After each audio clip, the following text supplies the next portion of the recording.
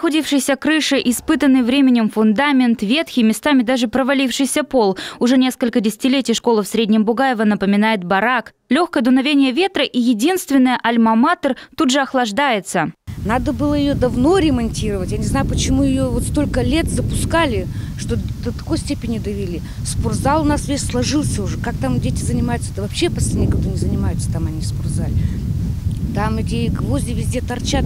В Среднебугаевской школе у Елены Истоминой учится сын. За 7 лет обучения, признается женщина, не было, пожалуй, ни дня, когда она не переживала бы за безопасность своего чада. Я уроженка Среднего Бугаева, закончила здесь нашу Среднебугаевскую, тогда еще общеобразовательную школу в 2003 году. И тогда уже она, конечно, требовала ремонта. Ну, естественно, за 17 лет лучше она не стала. В принципе, в морозы мы, конечно, уже замерзали. Одевали теплые вещи, верхнюю одежду и вот так проходили уроки.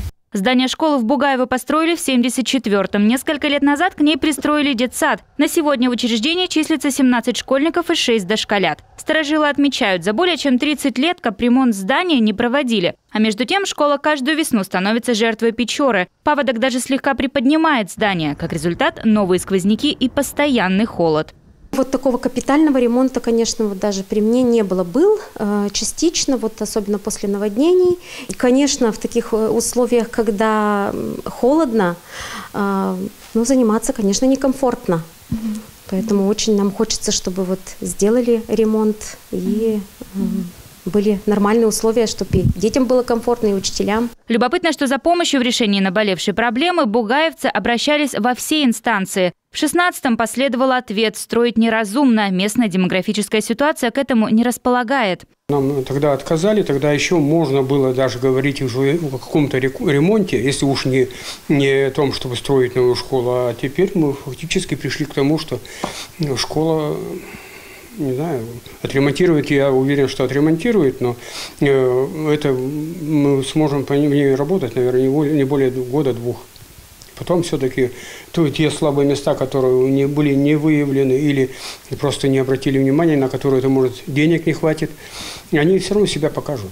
Впрочем, этой весной, когда республика переживала один из серьезнейших паводков, Среднее Бугаево, как одно из самых пострадавших от воды поселений, с рабочей поездкой посетил Владимир Уйба. Увидев, в каком состоянии находится здание, он явно остался под впечатлением, признав, что строительство новой школы крайне необходимо и оно обязательно случится. Но для начала нужно обеспечить капремонт нынешнего здания. Нефтяники выделили после этого необходимые для ремонта 5 миллионов рублей. Школа очень сложная оказалась. И изначально, когда посмотрели, сказали, 500 тысяч, миллион, и все мы сделаем.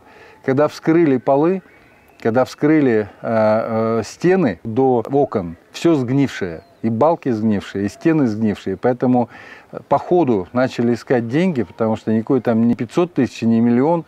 Оказалось, нужно 5 миллионов.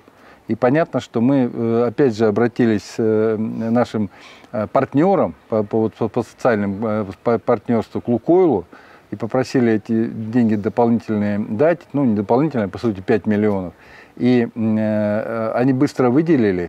К слову, приступить к работе удалось не сразу, долго искали подрядчика. Видя, какой объем работы предстоит, а также учитывая сложность в транспортной доступности, добраться до Бугаева можно лишь по воде, компании одна за другой отказывались от проекта. В итоге помочь согласился местный подрядчик. В плане обустройства замена венцов, частичная замена стен, полов и потолков, ремонт кровли и утепление здания. Сейчас ремонт проходит параллельно учебному процессу, который временно перевели в дистанционный режим. Евгения Кладкевич, Иван Богомолов, телеканал Юрган, Усть-Илимский район.